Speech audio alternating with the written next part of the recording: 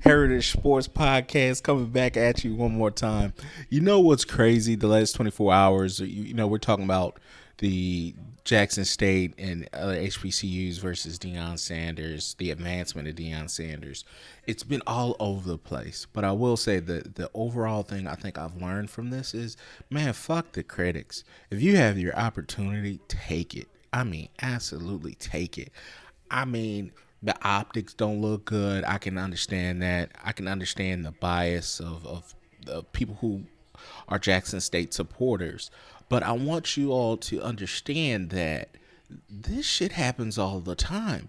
What I'm gathering is a lot of people that have the criticism, especially slanted the other way against Dion and saying he shouldn't have took it or should have stayed or he should have been more transparent with their players. That lets me know that they're not they don't understand, like, this happens in college football all the time.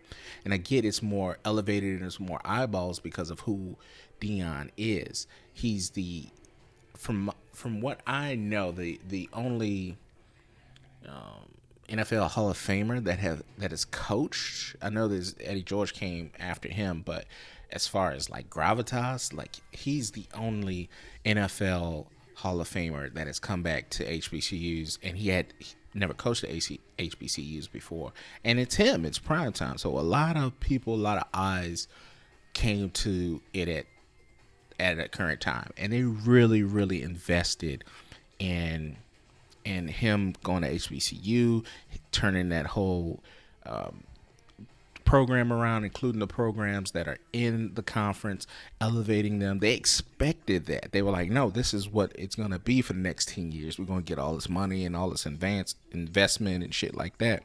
The problem is, y'all just got a taste of what college football does.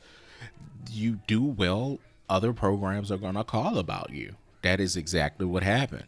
And people are upset about it. And I can get it, especially if I was playing for him at the current time. Like Travis Hunter, he ended up not playing in the second half. You could tell something was bothering him. He was very, to me, I don't know if it was exactly, Deion leaving.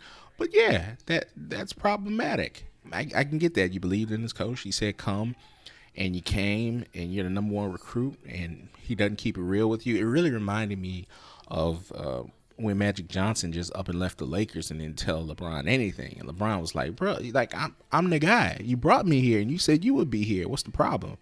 So I can get Travis Hunter's frustration in not knowing where he's going to go or if he's going to stay and stuff like that. But I will tell people this. People are looking at this in a vacuum. This happens in college football all the time. The guy in Cincinnati, Luke Fickell, just now, he was on the phone with recruits the day before he decided to take the Wisconsin job, talking about, yeah, come to Cincinnati, we're going to be good, and blah, blah, blah, blah, blah. And then he ups and bolts to Wisconsin. This shit happens each and every year. Coaches just up and move. And another situation you need to be aware of and to think about, if Nick Saban retires, which is there have been more rumors around that this year than any other year. And there's been a lot of synergy between Alabama and Lane Kiffin. If Lane Kiffin ups and move and goes to Alabama from Ole Miss, it's gonna be the same thing. He went on this big ass tour saying, "Oh, I love Ole Miss, and I'm not leaving Ole Miss to go to Auburn," but he never said he's not leaving Ole Miss to go to Alabama. And then there's Dabo Swinney, because he could get the job as well. He's an Alabama alum, and he's done well at Clemson. And everyone swears by Dabo and what he's done. He's the same kind of guy. He will tell you, yeah, I'm going to be at Clemson next year, and then take the Alabama job the very next day.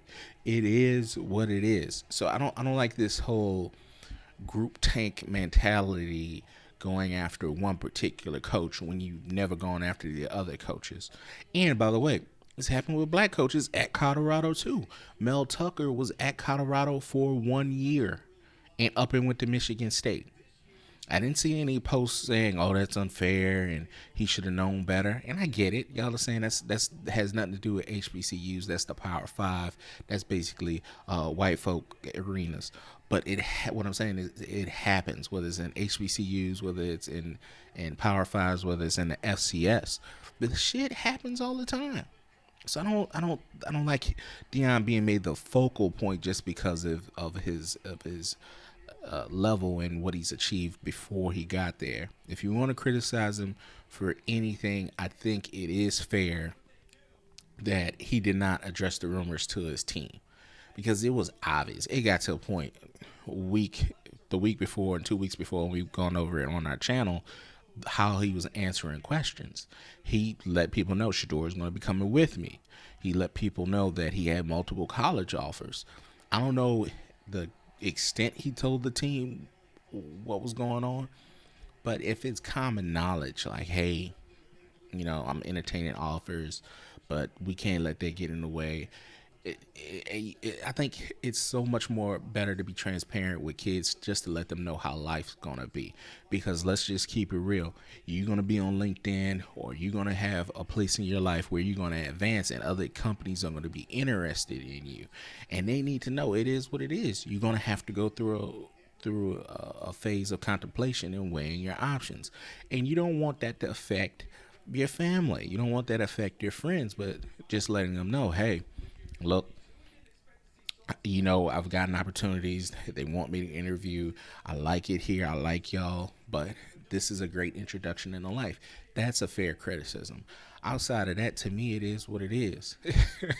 Because let me tell you, the boy, I mean, he had a speech or whatever. He told his team officially right after they won the SWAC championship, and I kind of respect that, as far as trying to protect them as much as possible. I think he should have handled it a better way, but he's protecting them to an extent, but he's protecting himself as well. But he still had them in mind. But when he officially told them, "Yeah, I'm out," that boy went straight from there to the private jet. I was like, "Boy, are you crazy?"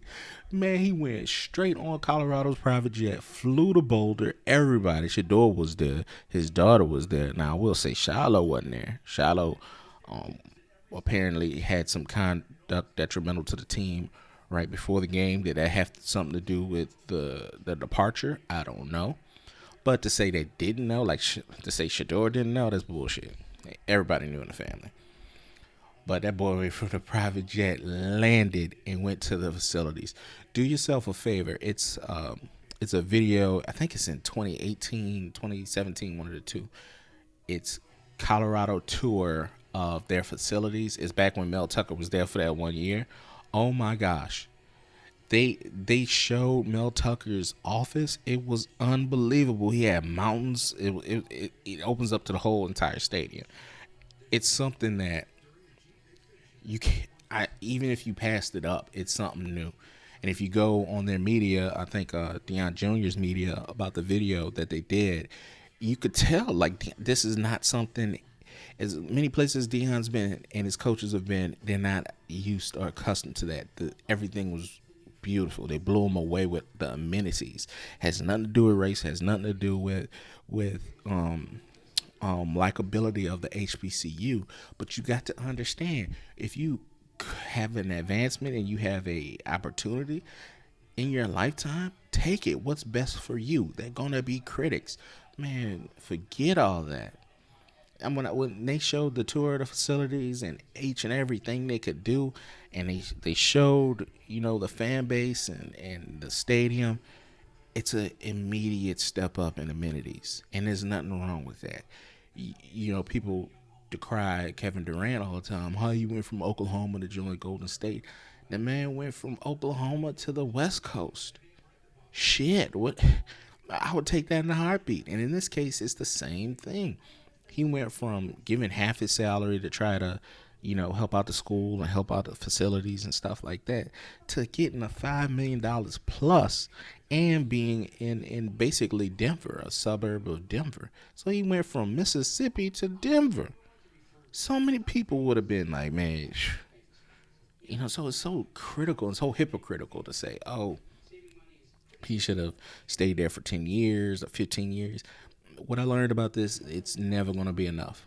The critics is never going to be enough. He just elevated his family and the people around him in a private jet flight. He's in control of all these facilities. He's got this media arm that he's helping his son at. He has his coaches that has been with him for a long, long time that they're finally getting paid, and he has his son in position. And his daughter was on the flight too. But let me say this: he has his son in position to have the best draft grade possible. We talked about this. He does not have any talented quarterbacks on the roster in Colorado, which may have played into this decision. I don't think he could have went to Cincinnati and just said, my son's the starter, because boosters would have been like, no, bro, we got a lot of quarterbacks in the pipeline. Here, there's no doubt about it. Shador's the leader of the team. Shador's going to be the starter, and nobody's going to question that. So he's put him up in such a position where he can be looked at as scouts and have an elevated kind of competition to see how he plays. I don't think he's going to be a Heisman winner or anything like that, but if he can show he has, the talent, what prevents him from being a 4th or 5th round draft pick?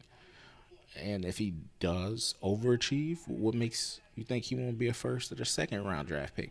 You got to understand, with quarterbacks in the NFL, especially in NFL draft, such a position it's such a premium position. If you could be competent and be accurate, your draft status can get you a round higher. And what I mean by that is, think of Tim Tebow.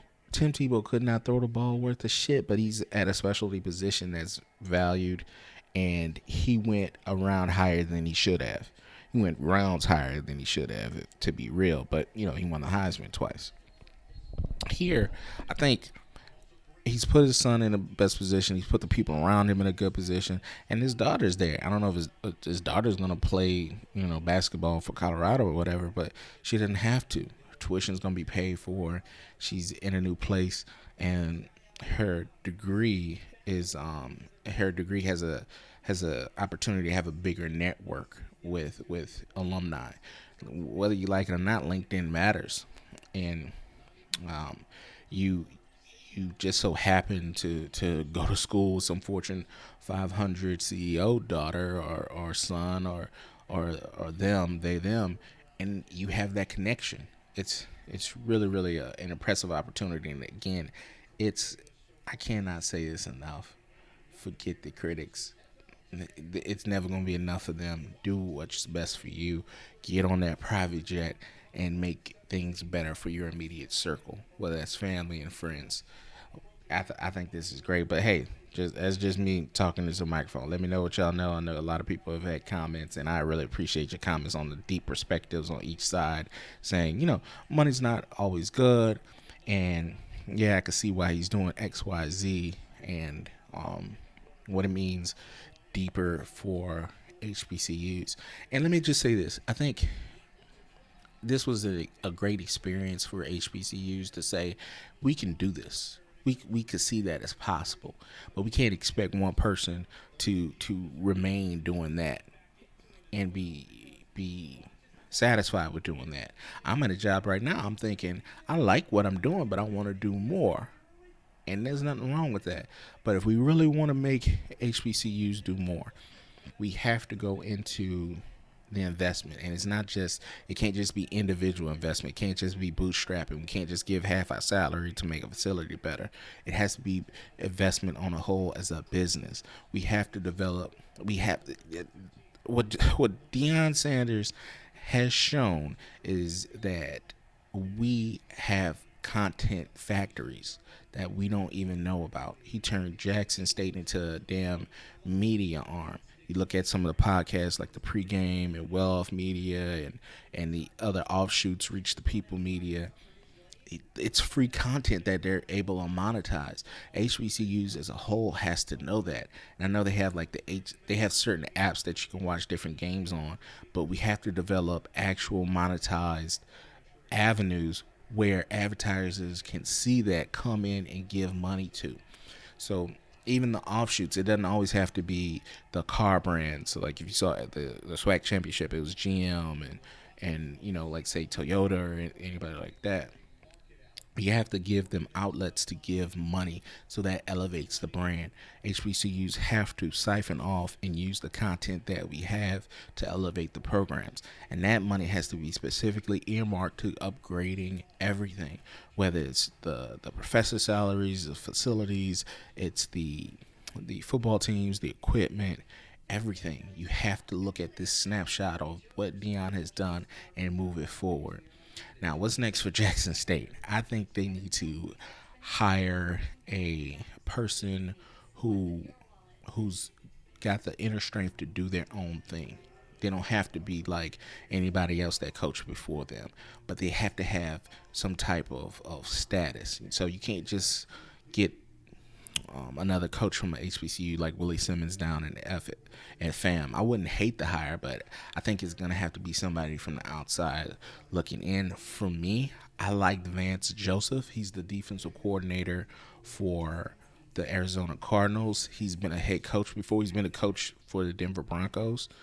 I think he can come in, do his own thing, and be able to to show talent. I just came from the NFL. I know what it takes. Come play for me. There's also Raheem Morris, who's a defensive coordinator for the Rams as well. And I just think there's just more to do.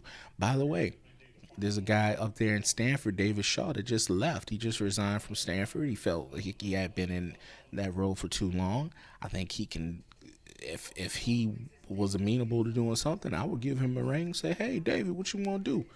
He has the facial recognition. He knows what it takes to get kids to the NFL. And I think he knows that historical black colleges and universities are important. Anyway, I think I talked too long, but this has been a great podcast. It's been a great 24-hour reaction to everything that's going on. Forget the critics.